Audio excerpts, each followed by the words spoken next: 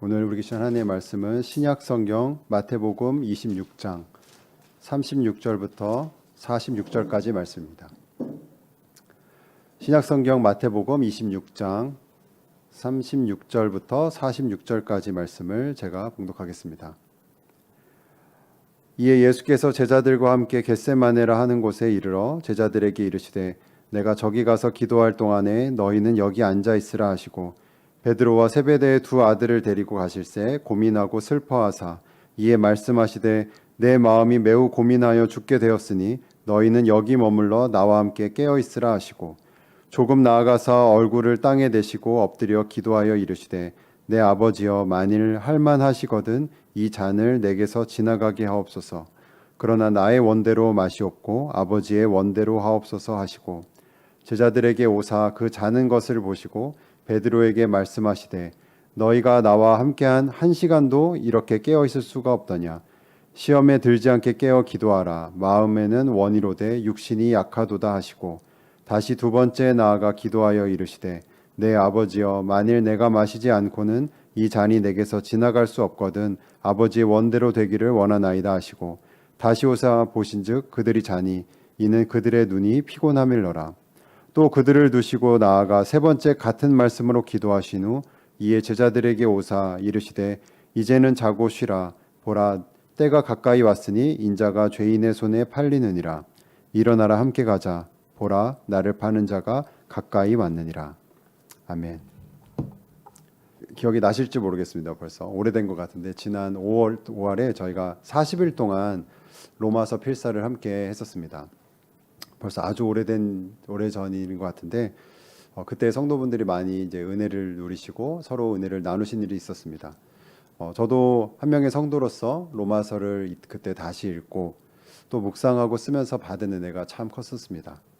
그리고 또 목회자로서도 이 로마서를 다시 읽고 묵상하면서 이 로마서에 담긴 복음을 설교할 수 있으면 참 좋겠다라는 생각을 계속 담고 있었습니다.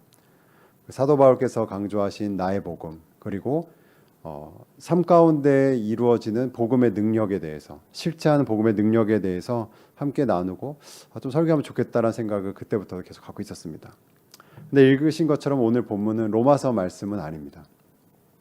오늘 말씀은 그 로마서 말씀으로 한 복음 설교는 아니지만 복음적인 설교를 들려주기 위해서 제가 가장 적합한 본문을 또 찾아보았고 또 제 신앙생활에도 큰 영향을 주었던 말씀을 가지고 준비해 보았습니다. 이 복음적인 말씀이 오늘 성도 여러분의 그 모든 삶의 현장에서 그 곳곳마다 위로가 되고 또 소망이 되고 또 새 능력이 될 것을 믿습니다. 오늘 본문은 여러분이 이제 많이 들으시고 또 아시는 것처럼 고난 주간에 주로 많이 이렇게 읽고 또 묵상하는 본문, 성경 본문입니다. 바로 예수님께서 잡히시던 날, 바로 그날, 그때 있었던 중요한 사건 중에 하나입니다. 예수님께서 겟세마네 동산에서 친히 올라가셔서 그곳에서 기도하는 내용을 오늘 본문이 담고 있습니다. 오늘 본문 39절을 보시면 이렇게 되어 있습니다. 39절에 내 아버지여 그리고 넘겨서 이 잔을 내게서 지나가게 하옵소서. 그러나 나의 원대로 마시옵고 아버지의 원대로 하옵소서. 이 한 절 말씀만으로도 삼위일체에 대해서 또 하나님의 뜻에 대해서 그리고 진노의 잔에 대한 것 이런 것들이 책 한 권을 속에 나올 수 있을 만큼의 깊이 있는 신학도 이 말씀 본문 가운데 담겨져 있습니다. 그런데 오늘 제가 여러분과 나눌 말씀은 먼저 예수님의 기도라든지 그리고 예수님에게 초점이 이렇게 먼저 가 있지는 않습니다. 이렇게 말씀드리면 제가 복음적인 설교를 여러분에게 드린다고 했는데 예수님을 얘기하지 않는다고 하면서 당황하실 수가 있을 것 같습니다. 근데 오늘 설교에 제가 초점을 먼저 맞추고 싶고 또 먼저 묵상을 하고 싶은 것은 먼저는 제자들입니다. 제가 먼저라고 했던 것은 이 제자들에 대한 초점을 먼저 우리가 깊이 맞추고 묵상할 때에 오히려 이 제자들에게 말씀하시는 예수님을 더욱더 저희가 더욱더 특별하게 경험할 수 있을 거라고 제가 확신하기 때문입니다. 오늘 본문에 보면 예수님께서 3년의 공생의 가운데서 거의 이제 클라이막스에 가까워지는 고난 주간 그 목요일에 대한 본문입니다. 이제 다음 날이면 십자가에 매달리시게 되는 예수님께서 바로 전날에 제자들을 부르시고 제자들에게 이제 겟세마네로 가자라고 하십니다. 그리고 나서 이제 그 다른 제자들에게는 여기서 머물라라고 말씀하시고 거기 앉아 있으라고 하시고 그 제자들 중에 베드로와 야고보와 요한 이 세 명의 제자들에게는 함께 가자고 다시 또 두 번째로 요청을 하십니다. 그리고 그 세 명의 제자들에게 특별하고 또 아주 개인적인 이 세 명에게만 해당되는 요청을 예수님께서 직접 하십니다. 그 말씀을 제가 읽겠습니다. 38절 말씀입니다. 이에 말씀하시되 내 마음이 매우 고민하여 죽게 되었으니 너희는 여기 머물러 나와 함께 깨어 있으라 하시고, 예수님께서 말씀하시길 내 마음이 매우 고민하여 매우 괴로워서 이제 죽게 되었으니라고 지금의 상황이 매우 특별하고 중요하다고 예수님께서 친히 말씀하십니다. 제자들이 지금 그때만 해도 그 상황을 전혀 이해하고 있지 못했던 십자가의 대속에 대한 그 무게감을 예수님께서 나누신 거라고 할 수 있습니다. 그 무게 때문에 내가 고민이 되고 또 기도해야 하니 너희는 여기 머물러 있으면서 나와 함께 깨어 있으라라고 예수님께서 말씀하십니다. 다시 말하면 예수님께서 제자들에게 협력, 동역을 요청하신 것이죠. 나는 여기서 약간의 거리를 두고 너희가 눈으로 볼 수 있지만 약간의 거리를 둔 곳에서 나는 기도할 테니 너희도 이곳에서 머물면서 나와 함께 깨어서 기도하라라는 것입니다.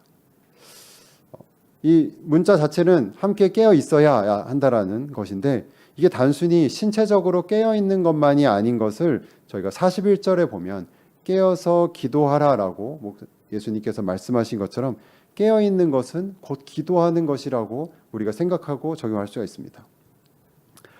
그런데 제자들은 그 1시간 동안 좀 먼 발치에서 그렇게 간절히 기도하시는 예수님처럼 기도하는 것은커녕 그 모습을 닮아서 그 모습을 보고 그렇게 기도하는 것은커녕 1차적으로 바라보지도 못할 정도로 깊이 잠이 들어버립니다. 이 중요한 순간에 예수님께서 전심으로 기도에 힘쓰시는 모습은 당연히 우리에게도 기도의 자의 참 모델이 되는 것입니다. 사실입니다. 그리고 또 우리 자신의 뜻과 그 원과 하나님의 뜻이 다를 때에는 고통스럽지만 하나님의 뜻을 구하며 순종하는 모습도 참으로 숭고한 모습입니다. 그런데 오늘 강조하고 싶은 것은 이러한 예수님의 간청에도 불구하고 그 뜻을 따르지 아니하는, 그 뜻을 따르고 있지 않은 혹은 또 따르지 못하고 있는 제자들의 모습입니다. 39절에는 예수님의 간절한 기도가 나타나 있습니다. 그런데 바로 연결되는 40절에서는 제자들의 한심스러운 모습을 말씀 가운데 보여줍니다. 그 40절 말씀을 제가 읽겠습니다. 제자들에게 오사 그 자는 것을 보시고 베드로에게 말씀하시되 너희가 나와 함께 1시간도 이렇게 깨어 있을 수가 없더냐.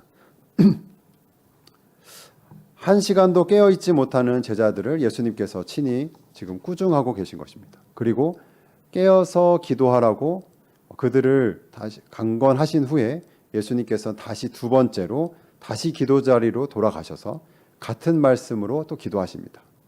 그리고 또 다시 기도 가운데 돌아오셔서 제자들이 또 자고 있는 것을 예수님께서 보십니다.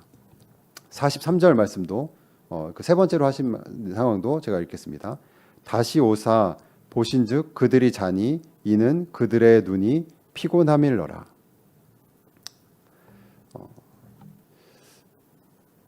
여러분 이 상황 가운데 있는 제자들을 한번 이렇게 머릿속으로 상상해 보시기 바랍니다. 아마도 겟세마네 동산에서 예수님께서 3명의 제자들만 데리고 올라가자고 하셨을 때에 베드로와 야고보와 요한 이 3명의 제자들은 조금은 특별한 마음이 있었을 것 같습니다. 다른 제자들과 달리 우리 셋을 예수님께서 지목하시고 함께 가자고 하시고 어떠한 것을 나누셨을 때에 그들이 가지고 있었던 어떤 특별한 마음이 있었을 것입니다. 그리고 아까 읽어드린 것처럼 38절에 이 3명의 제자에게 기도를 요청하시면서 얼마나 지금 상황이 급박한 상황인지 또 그 마음이 예수님께서도 얼마나 괴로우신지를 그 절박함을 제자들에게 나눠주시고 깨어서 기도라고 요청하셨을 때 이 제자들은 진심을 다해 예수님을 위해 끝까지 내가 이거를 해야 되겠다라고 진심을 다해 아마 다짐을 했을 것입니다. 그런데 이 예수님께서 요청하신 것을 한 번이 아니라 똑같은 것을 한 번, 두 번, 세 번이나 반복해서 이들이 지키지 못하게 되었습니다. 여러분, 이러한 제자들의 모습이 우리의 모습과 닮아 있지 않습니까? 먼저 기도를 비롯한 이 신앙적인 모습부터 살펴보자면 예수님께서 깨어 기도하라고 말씀하신 이 본문 말고도 기도해야 되는 그 중요성은 우리 모두가 너무나 잘 알고 있습니다. 설교도 많이 들었고 성경 구절 가운데서도 참 많이 우리가 알고 있는 구절들이 많습니다. 일반적으로 사람은 하루에 평균적으로 7 혹은 8시간 정도의 잠을 자게 됩니다. 그 말은 하루 24시간 중에서 7, 8시간은 잠을 자고 그 시간을 뺀 나머지 우리 한 16시간 혹은 17시간 정도는 우리가 깨어 있다라는 말입니다. 예수님께서 기도를 영적으로 깨어 있는 것이라고 이 하신 말씀을 우리가 그대로 조금은 산술적으로 단순하게 적용해 본다면 하루에 우리가 1시간을 깨어서 기도한다면 영적으로 그 1시간이 깨어 있는 것이고 23시간은 영적으로 우리가 잠들어 있는 것이라고도 비유할 수 있을 것입니다. 겟세마네 동산의 그 절박한 상황 가운데 피곤하고 또 곤고하여서 그 1시간을 깨어서 기도하지 못했던 예수님의 제자들처럼 우리도 물론 또 바쁘고 또 피곤하고 현실적이고 실제적이고 급한 다른 일들이 다 있습니다. 그래서 우리는 기도로 깨어있지 못하고 대부분은 영적으로 잠들어져 가고 있는 것이 아닐까요? 제가 대학생 때에 캠퍼스 기독교 선교단체에 몸담았을 때가 있습니다. 그때에 훈련받을 때 어떤 한 간사님께서 이렇게 말씀하신 적이 있었습니다. 이제 앞으로도 지금도 그렇지만 앞으로도 예배와 기도가 더 힘들어질 것에 대해서 대학생으로 또 앞으로 너네 공부하고 직장생활하면서 어떤 일들이 벌어질 것이라고 얘기하시면서 예배에 참여하지 않고 또 기도의 열심을 다할 수 없는 그 상황은 분명히 이제는 앞으로 더욱더 많이 찾아오게 될 것이다. 그리고 그 상황의 때마다 너가 스스로 변명하게 되는 합리적인 상황이 합리적으로 변명할 수 있는 그 상황이 더욱더 많이 찾아올 것이다 라고 얘기하셨죠. 그렇습니다. 우리의 상황은 하나님과의 그 교제가 더욱더 거기에 더 집중하고 거기에 더욱더 많은 것을 쏟아붓기는 점점점 어려워져가는 세상을 살아가고 있습니다. 어떻게 보면 우리가 매일매일 학습해가고 반복해가는 것이 최소한의 예배를 드리고 최소한의 기도를 하는 것이 아닌가 싶기도 합니다. 기도하지 않아도 큰 문제가 없는 삶을 살아가게 되면서 그 상황 가운데서도 무감각해지는 모습도 우리 가운데 있을 수도 있습니다. 제자들은 마음이 간절히 원하고 또 진심으로 그렇게 기도하고 싶었음에도 눈이 너무나 피곤하고 또 무거워서 육신이 약해져서 그렇게 기도하지 못했습니다. 깨어 있을 수가 없었습니다. 이 육신이 약하다고 성경에서 말하는 것은 신체적인 피곤함뿐만이 아니라 여러 인간적인 연약함과 한계를 드러내는 표현입니다. 그런데 제자들이 3번이나 반복해서 실패하는 것을 우리가 경건생활뿐만이 아니라 우리의 삶의 많은 그 모습과 현장에도 적용해 볼 수가 있습니다. 어떻게 보면 너무나 극복하고 싶은데 극복하기 어려운 자신의 성격일 수도 있습니다. 더 이상 범죄하지 않겠다고 다짐하고 또 기도하고 또 애쓰지만 마치 중독된 것처럼 끊지 못하는 계속해서 같은 곳에서 넘어지는 것일 수 있습니다. 그리고 관계에 있어서도 그것이 가정이든 직장이든 어디서든지 용납하고 또 사랑하려고 애쓰지만 여전히 어려운 관계들이 또 우리 가운데 계속해서 반복될 수도 있습니다. 사랑하는 성도 여러분, 우리는 제자들처럼, 오늘 본문에 있는 제자들처럼 하루에도 3번씩 걸려 넘어집니다. 아니, 우리가 반복했던 그 모두를 카운트하고 기록한다면 3만 번이 넘을 수도 있습니다. 우리 모두 마음 한편에서는 예수님처럼 살아가길 원하는 마음이 있지만 우리의 역시 육신은 너무나 약하여서 계속해서 한 곳에서 넘어질 수 있습니다. 오늘 본문의 제자들이 이 3번이나 실패한 상황 가운데 예수님의 얼굴을 바라보지 못하는 그 죄송스러움과 그 민망함이 우리에게도 있어서, 우리도 어떤 면에 있어서는, 그런 면에서는 예수님을 볼 면목이 없어서 충분히 더 다가가지 못하고 있을 수도 있습니다. 제자들은 겟세마네 동산에서 이때 그 순간에 함께 예수님과 기도할 수 있었던 그 기회를 영원히 잃어버렸습니다. 그 순간은 다시 되돌릴 수는 없는 것이 되었습니다. 그리고 더 나아가서 한 번이 아니라 2번, 그 3번이나 반복되는 그 실패와 한계는 그들로 하여금 이제 절망하게 하고 낙심하게 하고 넘어져서 일어날 수 없는 상황이 된 것입니다. 그런데 그들에게 3번째로 찾아오신 예수님께서 어떻게 말씀하셨는지 오늘 본문 가운데 저희가 한번 다시 들어보겠습니다. 46절 말씀입니다.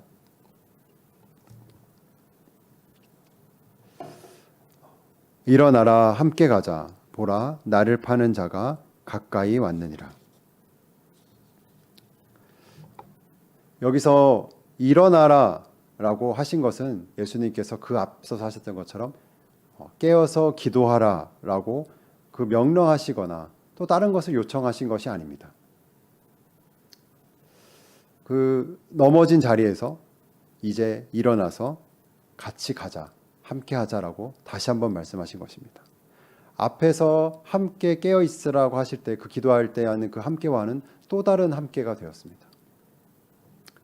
바로 그 반복되는 실패와 한계로 인해서 고개를 들고 있지 못하는 그 제자들에게 바로 그 순간에, 바로 그 지점에서 예수님은 또다시 한번 새롭게 손을 내미신 것입니다. 바로 이 겟세마네 동산 뒤에 있는 일에는 예수님께서 붙잡히시고 십자가의 죽음과 또 고난을 맞이하게 됩니다. 그렇게 이제 절체절명의 순간이 바로 앞에 있는 순간에 예수님께서 이미 모든 것을 알고 계신 그 상황 가운데 예수님께서는 아주 작은 그 요청, 1시간만 깨어서 나와 함께 기도하자라고 했던 그 요청을 지키지 못하고 행하지 못한 제자들을 데리고 이 치열한 전쟁으로 다시 이들을 일으키고 함께 가자고 하신 것입니다. 이 짧은 말, 일어나라, 함께 가자고 하신 이 말씀 가운데 예수님께서 예수님의 어떤 당당함과 자신감도 엿볼 수가 있습니다. 우리가 이 말씀을 읽은 것처럼 예수님께서 이 말씀을 하실 때에 혹은 그 바로 이전에 제자들에게, 바로 그 3명의 제자들에게 어떠한 깊은 깨달음이 있었거나 이 3명의 제자들이 어떠한 신앙적인 진보가 일어났던 것이 아닙니다. 그들은 계속해서 실패한 것이고 같은 것에 넘어진 것입니다. 오히려 계속해서 반복한 실패로 인해서 그들은 오히려 낙심하고 낙담하고 절망하게 된 상황입니다. 계속해서 실패한 바로 그 자리에서 계속해서 실패하고 있는 바로 그들에게, 그 제자들에게 예수님께서는 일어나라, 그리고 함께 가자라고 말씀하신 것입니다. 이 말씀을 준비하면서 비유적으로 이런 것 생각이 났습니다. 어떤 사랑하는 자녀가, 아들이, 딸이 이제 막 이제 막 걸을 수 있는, 아장아장 걸을 수 있는 상황이 되었을 때 만약에 그 아이를 데리고 등산을 한다면, 부모가 그 마음을 먹는다면 그 아이가 끝까지 오르지 못할 것도 알고 있고, 분명히 지칠 것도 알고 있고, 포기하고 싶어 하는 것도 알지만, 그 부모는 그럼에도 불구하고 산에 오르자고 했을 때는 그 아이를 끝까지 책임지겠다고 하는 그 다짐과, 그리고 그것을 능히 감당할 수 있는 자신의 능력을 알고 있기 때문에 그렇게 말할 수 있는 것일 것입니다. 이 예수님께서 제자에게 하신 이 말씀 이후에 그 뒤에 일어난 일도, 그런데 이 말씀 이후에 크게 다르지 않습니다. 그들이 이 예수님의 이 말씀, 일어나라 함께 가자고 한 말씀한 이후에 그들의 삶이 180도로 바뀌거나 큰 진전이 생기지는 않습니다.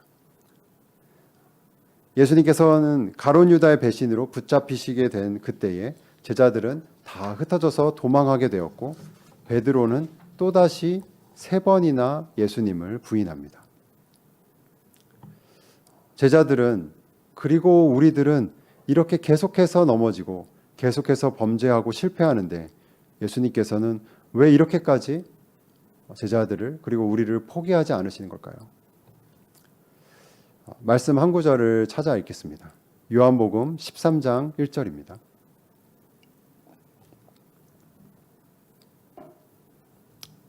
요한복음 13장 1절 말씀 제가 읽겠습니다.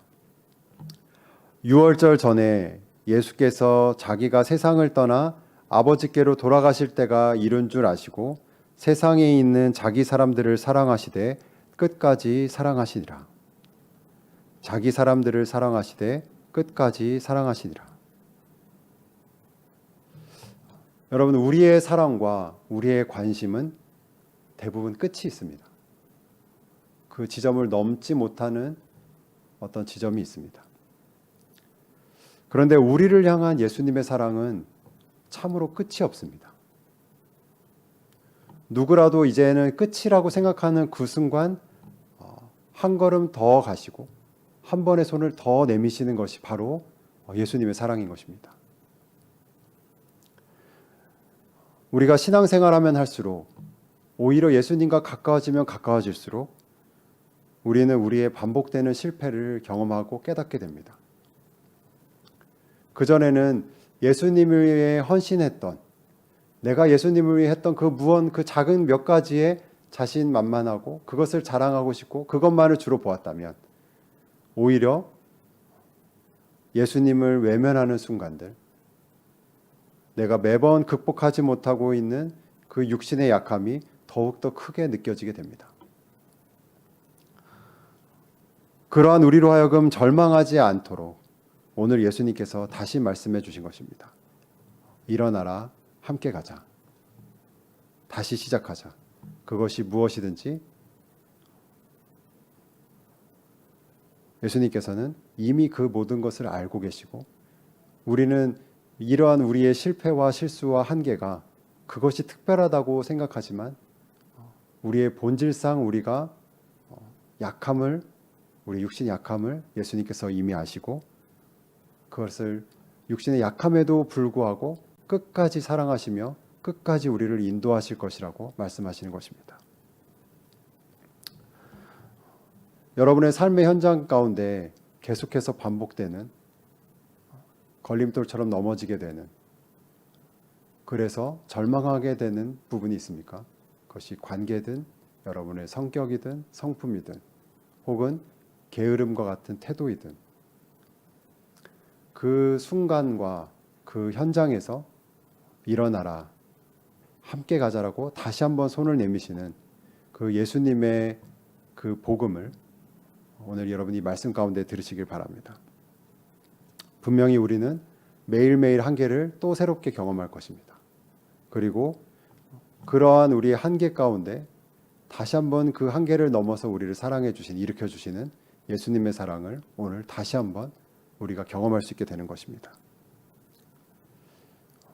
여러분의 삶 가운데 계속해서 무너지는 이 약함과 실패가 있으시다면 오늘 이 말씀으로 새 힘을 얻으시길, 또 새롭게 끝까지 인도해 주시는 예수님의 은혜를 경험하시는 여러분이 되시길 주님의 이름으로 축원합니다.